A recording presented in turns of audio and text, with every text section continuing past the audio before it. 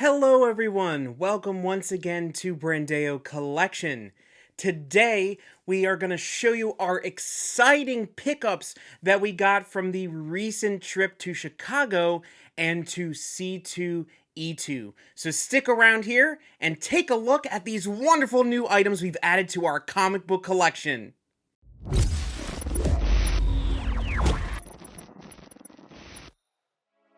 Alright, so jumping right into things, we just recently got back from our first ever trip to C2E2. It was a wonderful time hanging out with, not only my wife came along with me, but we did meet up with some great friends and had a great time spending 2 days there, Saturday and Sunday. Also doing a little bit of sightseeing around Chicago. It was only the second time that I've ever actually been to that city. The first time was for Star Wars Celebration back in 2019, and now going back for C2E2. I gotta say, I really enjoyed Chicago as a city, and also enjoyed my time there at the convention center at McCormick Place. I thought it was a great setup that they had there. Once again, this event is run by ReedPop, the same people who do New York Comic Con, who also do Star Wars Celebration, a lot of other great cons across the country and even the world in some cases. So I was looking forward to it, and it was one of those weird things where I was wondering if this con was going to be similar to what I've experienced with going to New York Comic Con for many years. All these other little smaller comic conventions I've gone to for years, and even just other types of conventions that I've gone to in this kind of area where I live and where I've grown up. But I gotta say, I think that this particular comic book haul I'm gonna show you today is the largest comic book haul that I've ever done at a comic convention, whether it be a really big kind of mainstream convention or one of your really small, intimate comic conventions that are in a hall or in the basement of a hotel. This is probably the best I've ever done when it comes to getting books and getting pretty good deals. Now, of course, the way C2E2 is set up right now is very different than it was pre-pandemic, and I didn't experience it back then, so I'm kind of seeing it as a new attendee and seeing it this way, and I don't really know how big of a difference it was other than some of the obvious things, but kind of getting the vibe from hearing other vendors, hearing people who have gone for many years in the past, getting a vibe that, of course, it is very different than what they've experienced in the past, but at the same time, everybody was happy to be together. That type of vibe of people just being happy to spend this time together to share the things that they love, be able to express themselves through cosplay, through these panels, through going to these events, meeting different celebrities, collecting comic books, and much more. So it was really great, and I love kind of getting that camaraderie back again by going to all these conventions I've been to over the last few months, and looking forward to things that are coming into 2022 as well, now that we're at the end of 2021 already. So just to kind of show you a little bit, I didn't take much footage because I was kind of really reeling in my first time ever being at this particular con. I did take a good amount of photos of some cosplay that I enjoyed. I'll show you a couple different shots here of some of my personal favorites. One of my favorites was this Sylvie here with the little alligator Loki that she was pulling around. That alligator Loki was on wheels, so as she was walking around the con floor, she was able to pull it around. It was great. I thought her costume was great. I love the touch of having the alligator Loki. I thought it was a lot of fun. One of my other favorites that kind of came out of nowhere, I love when people get creative of not just doing characters that are popular at that current moment, but also finding characters that people may recognize, but are not going to be right at the top of your head. And one of those was right at the end of the day on Saturday, our last day there. We were just kind of sitting around in the main area, just trying to see all the new cosplay was coming in, kind of just get the vibe, just hang out before we left for the night. And these people walked in, and they were dressed as characters from the movie Small Soldiers, which was one of my personal favorite movies when I was a kid growing up, probably watching it way too young at the time, but somebody dressed here as Major Chip Hazard, and then the woman that was with him dressed up as one of the Barbie dolls from the movie. I thought that was fantastic. I love the creativity. I love kind of thinking outside the box of those usual normal characters. You see so many of those Marvel and DC characters and other things at these cons, but seeing something that sticks out a little bit more that's different is really, really wonderful to see, and I had to go and take a picture of that. There were, of course, a lot of great Star Wars cosplays. I have a couple here. There was a great Ahsoka cosplay. There was Captain Rex. We also had a wonderful Cal Kestis as well, along with a couple other people who were part of the 501st and many of the other Star Wars costuming groups around the country, around the world that were there. So I got a lot of different pictures of those different costumes and of their different setups they had around the con, which, of course, as a Star Wars fan, I always gravitate towards those. And then there's a couple other random cosplays thrown in there. There was a Banjo-Kazooie one, which was funny, some Resident Evil people, and a couple other random ones mixed in there. But overall, I love seeing these different creativity that was done at this convention. And there were many more that I didn't get a chance to take a photo of, but you can check out the many different social media feeds from the convention itself and many other wonderful photographers that took photos and were there that weekend, and see all these other great cosplayers that were out there and going over those items. So all of that said, I am looking forward to the possibility of returning to this convention again. We've already kind of had that conversation of maybe returning next year in 2022. Next year is in August instead of December. So we'll just have to see how the year goes, what other things are kind of happening as we lead up to August of next year, and maybe we will get the chance to go again. But I had a wonderful time, and that was just kind of a cherry on top of meeting friends in person after all this crazy stuff of the last 2 years, and being able to spend that time to get some new comic books and check out a new convention. So what we're going to do next is we are going to jump over and take a look at all of the different comic books that we have collected at this convention. I'm going to let you know it's going to be long. We picked up a lot of stuff, but if you do want to stick around, I appreciate that, and you can see what we picked up here. If you enjoyed this video, you can like it, you can subscribe to our channel, hit that bell notification to be notified when we post new content. We're constantly working on new things like this, going to conventions, giving you an overview, giving our thoughts, and showing you what we picked up at those conventions and added to the collection. And if you enjoy us kind of showing you what we picked up as well, let us know in the comments below what your favorite item is. And then that way we can join that community together, have that conversation, and continue to grow that from there. So sit back, relax, and next we will jump over to the items that we picked up in our comic book collection haul.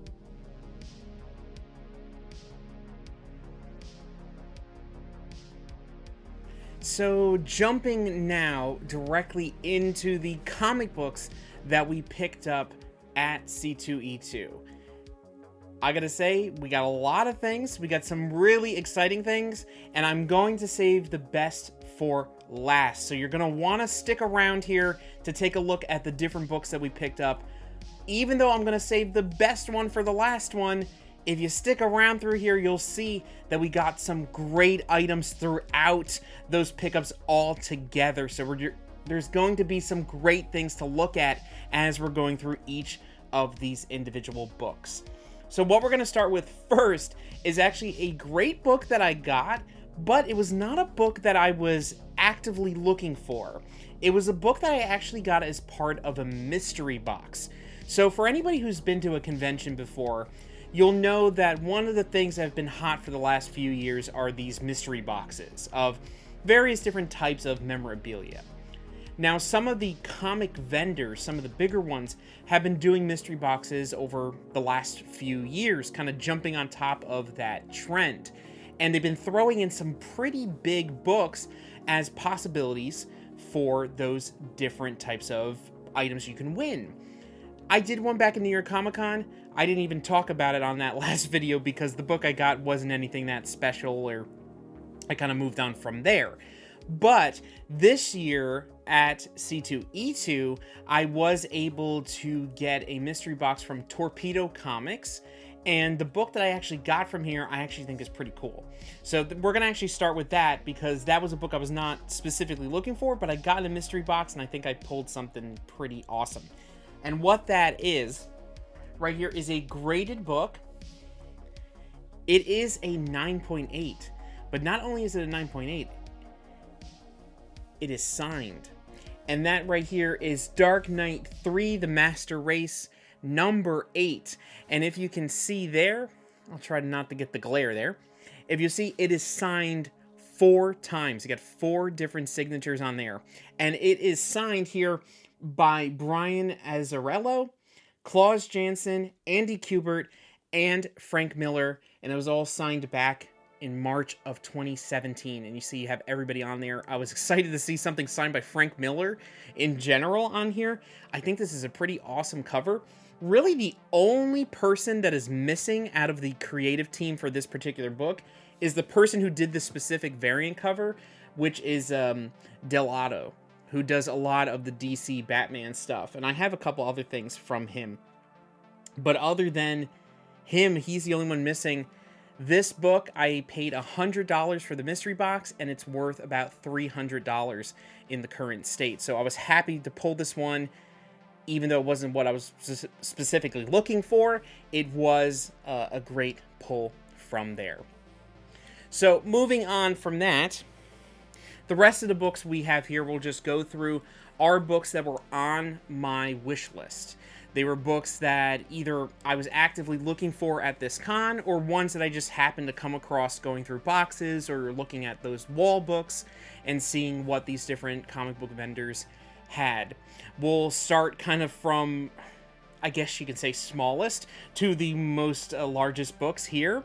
And the first book I have is a modern book, and that is Stray Dogs number 5, specifically the Friday the 13th variant.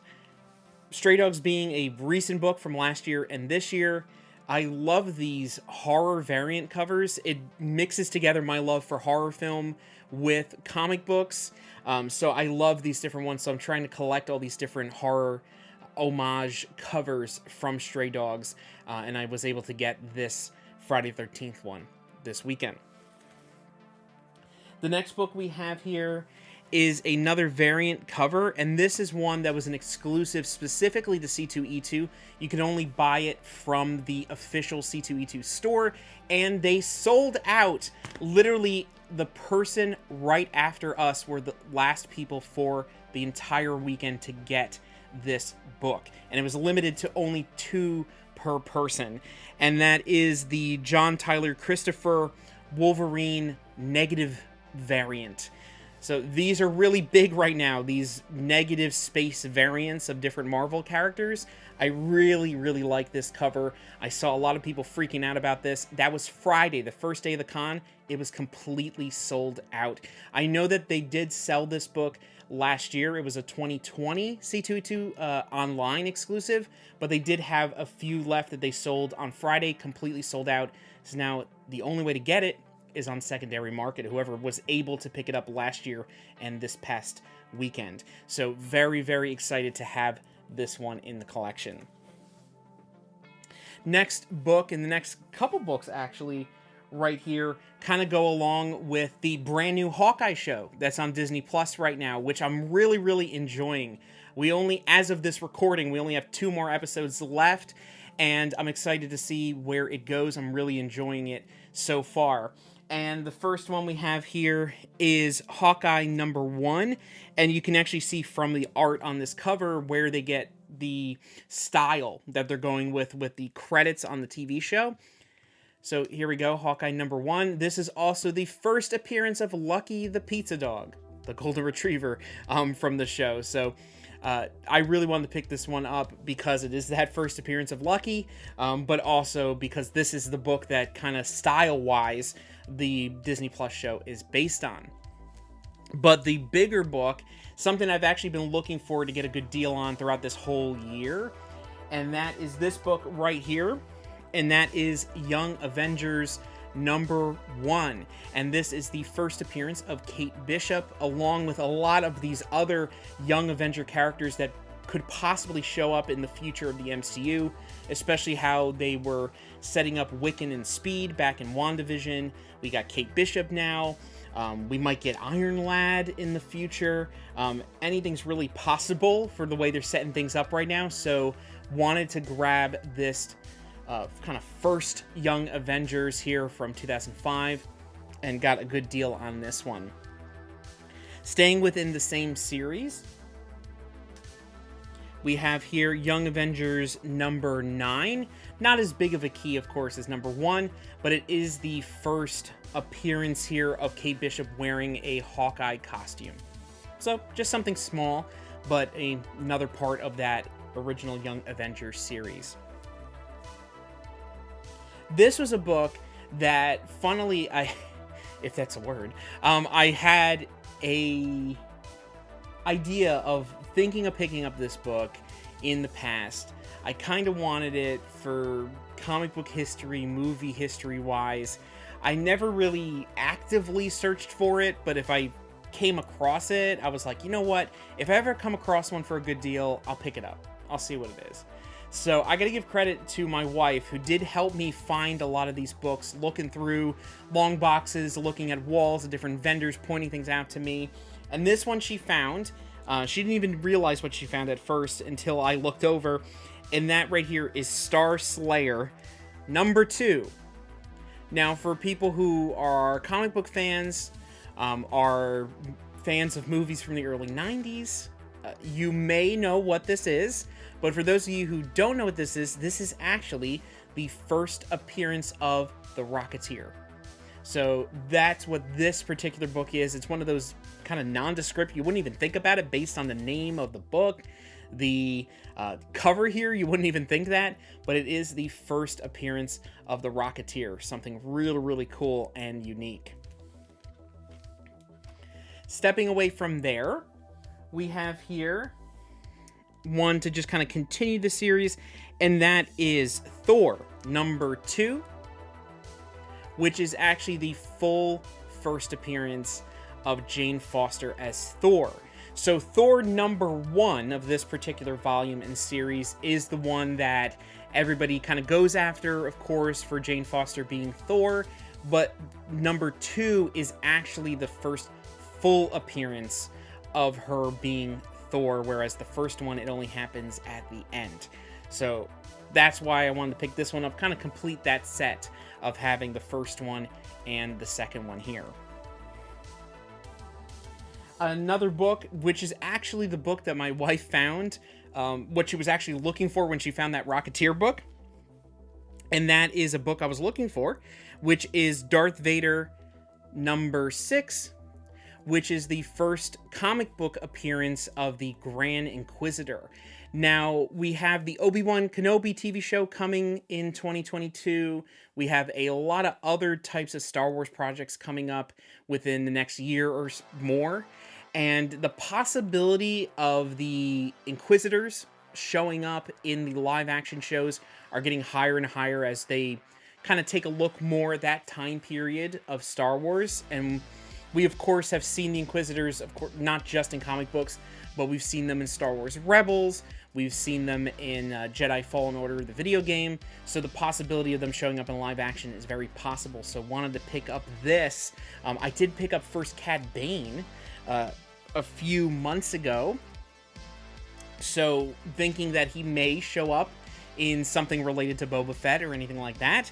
But wanted to grab that book to see the possibilities of what could happen with those Star Wars characters. So jumping from there, now we're getting into some of the more bigger books, well, at least in my opinion, the bigger books of stuff I picked up.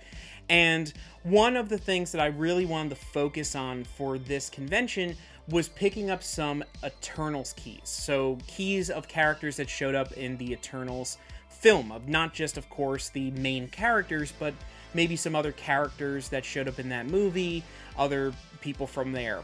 I did enjoy the Eternals. I don't believe it should deserve the hate that it got, and the low score that it got. I actually did think that it was a pretty good film, not my favorite, but a lot better than what everybody was saying before that. So enough to me that I wanted to kind of invest in grabbing some keys of those characters.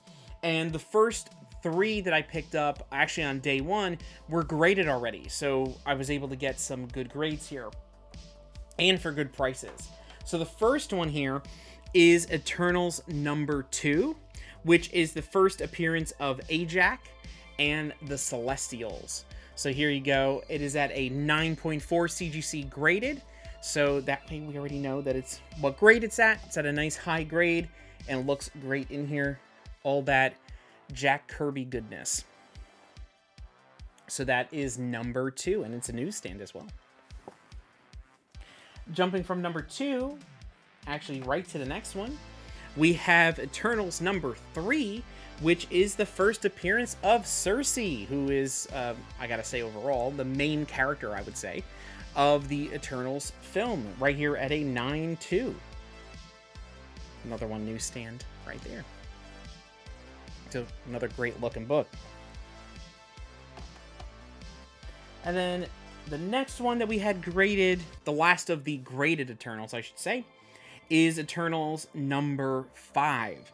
Now, this one doesn't specifically state what type of key it is, but I believe it is first appearance of Olympia, or at least first mention of that, which is the planet of the Eternals, which, if you have seen the MCU Eternals movie, you know that they kind of made a little flip or a little change to that Eternals backstory compared to what it was here in the comic books. But I think that's still pretty cool, and I love the art on here. I love this Jack Kirby stuff. It looks really, really great. So those are all your graded Eternals books. And then the last Eternals book that I picked up was right here, and that is Eternals number 9, which is actually first appearance of Sprite. Sprite in the comic books is a man, and of course in the movie it is a young girl. So that's really the biggest difference there. But right here, number 9, another one that's pretty high grade, even though it's raw. I probably might even send this in, possibly, and get a go from there. So that's the Eternal set that we got from there. And those were all the ones I was actually actively looking for. So I was successful in finding all the Eternal keys that I wanted to pick up at that show. So very excited about that. Now the next 2 here, one of them is a key, but I really picked them up just because I enjoy the covers. And as you know, if you've watched any of the other videos here on this channel, is that I'm a big Spider-Man fan. So you'll see here, Amazing Spider-Man number 201. Just an awesome looking cover with him and the Punisher. So I was just excited to get this one. I really liked it. Thought it was pretty nice. Thought it was in a pretty decent condition. And just wanted to add it to the Spidey collection. So we have that one. And then this one is a key, but like I said, I picked up just because I really like the cover. And that is Amazing Spider-Man 239, which is actually the first full-on fight between him and the Hobgoblin, and the second appearance of the Hobgoblin in general, because 238 is the first Hobgoblin, and then this one is him on the cover there in kind of full. You can see the full Hobgoblin there, and the first time him and Spider-Man really kind of have a battle. So just really cool. Next book here, we have a really, really cool one, and a pretty nice grade as well. We have The Mighty Thor 390, which is the first time that Captain America wields Mjolnir, the hammer of Thor. So going off, of course, the end of Avengers Endgame, this is just a great... I love this cover, and I was reading through the book as well. And I really enjoyed the story in there, and of course the imagery of Cap picking up the Mjolnir for the first time. But just a great book to have. Next one, another character that has showed up in the MCU so far, and somebody that I think will probably have a much bigger role in the MCU as we move forward than probably we even think right now. But we're going to have to really see where that goes and what exactly that will be.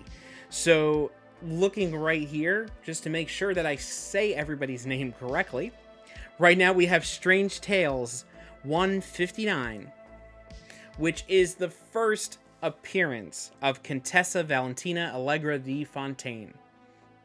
So I did have to pull that up. I did have to cheat to make sure I'm saying everything correctly. But it is the full appearance. She did show up in Falcon Winter Soldier, and she did show up in the end credits of Black Widow.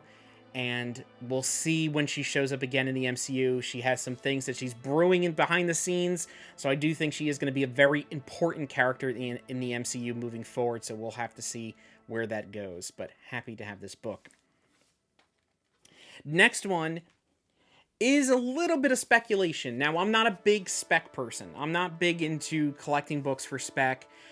In those cases, I'm big on collecting for my own personal collection, books that I want to add to my collection, whether they have a personal connection to me of characters I loved growing up, storylines that I loved growing up, movies that I love, TV shows I love, or even just kind of comic book history, books that are important to the history of comic books and these characters. And this is book, like I said, is a little bit of a spec, but also something cool that I wanted to have. And that is Tales of Suspense number 94, which is the first appearance of MODOK. So we have the MODOK animated series of Patton Oswalt that came out earlier this year, which is not part of the MCU. That's its own thing. But there's been all these rumors, of course, that MODOK may show up in the MCU probably within the next few years, from what people have been speculating. But, like I said, I'm not big into that, and I can't say anything. I don't want to go crazy with that. But this is a book that I wanted to have anyway because he is a gigantic villain in the world of Marvel, and it's going to happen at some point. You have to think that Marvel, as weird as they've been getting lately, they can throw MODOK in there. I think they can figure it out. They can figure it out. I think so. Next one is just something that I wanted to get. I thought was silly, especially since I saw it when we were watching Loki back in the summer, and they were in the other world, kind of that world they went to when they got pruned, and there was all those things that had been pruned over the years kind of scattered around. And one of those random things that I pointed at, I saw as soon as I saw it, I was like, wow, that's a deep dive, even deeper than a lot of the other Easter eggs that are in there. And that was the Thanos copter.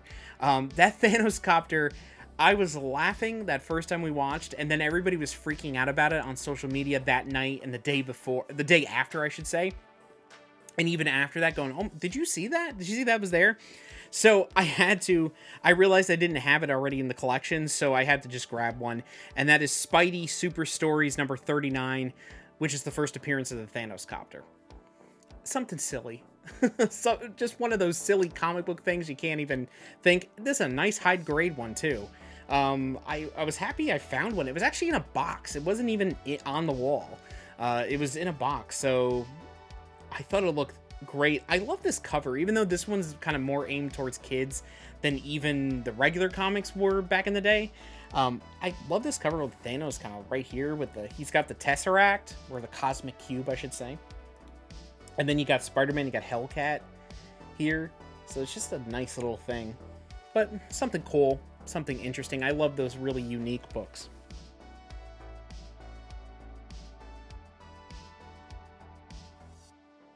So here we go. We are at, in my opinion, the top 3 comic books that I picked up at C2E2 2021.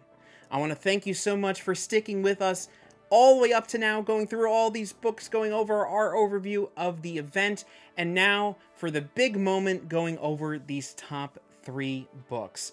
And the first book I got is kind of an addition to a book that I picked up previously, about a week and a half ago, right before C2E2. We didn't do a video about that other book, but I'll show you in a moment which direction we're going in. And the first book that we have is Avengers number 10, which is the first appearance of Immortus. He is one of the many different Kang the Conqueror variants. The other book that we had picked up about a week to a week and a half before C2E2 was that first appearance of Kang, Avengers number 8. We went to just a kind of a small show. I didn't really put anything together for that, but I will actually show you right here. Here is a scan of that first appearance of Kang that we picked up. Just like number 10 that we just picked up at C2E2, both of them are pretty rough. They have a lot of that Marvel chipping around the edges. They're just barely hanging on in the staples. They're very low-grade copies of these books, but I am happy to have those different books in the collection. I was happy to pick up both of them for very good deals with the different vendors that I worked with on those. So I'm happy to have my way working closer to getting all the different variants of Kang in the collection, as he is going to be a very important character in the future of the Marvel Cinematic Universe moving forward.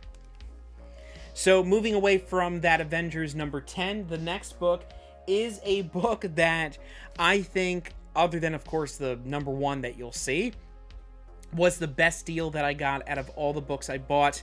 And it's crazy to think that this book especially, that the certain imperfections that these books get over time drastically change the value and the price that you're paying for these different ones.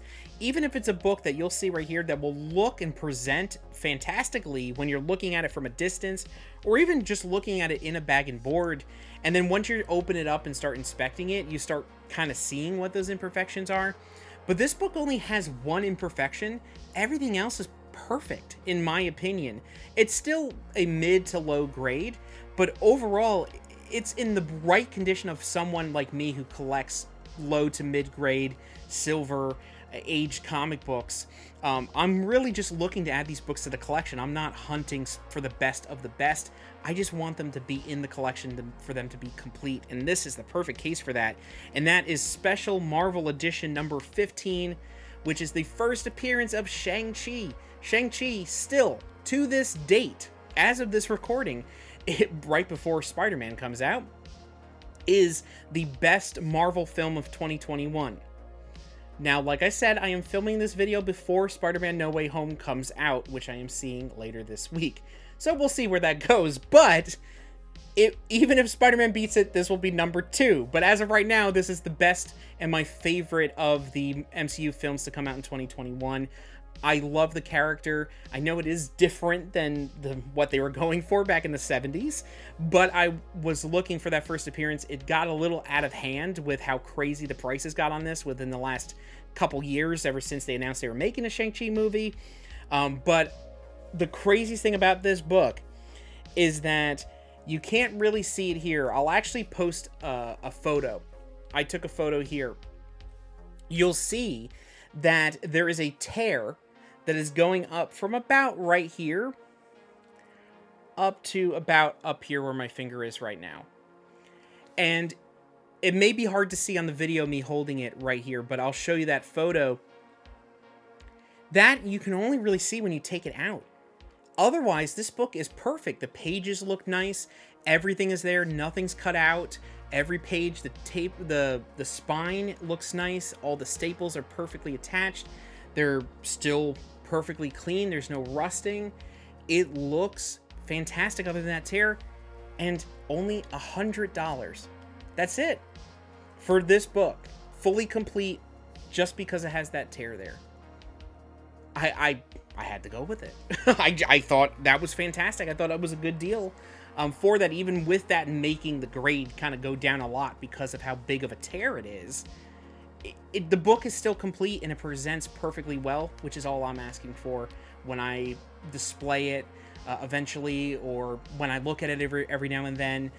That way it looks fantastic in the collection. So I'm very happy to have that first appearance of Shang-Chi finally in the collection. And now, here we are. We're at the #1 best pickup out of everything that I bought. And you'll see all of those things that I just went over. You just saw all those. Before I even get to that, this may be your favorite. But once again, I want you to let us know below in the comments, what was your favorite book out of everything that I showed you today? What was your favorite? It can be this book. It can be one of those other ones. Something that you're looking for. I want to know. I'm very curious of what you gravitated towards. And here we go. This is a book that I have been looking for a long time. A really long time. And of course, it's not a book that's hard to come by. Most comic shows, you're going to see this book a lot.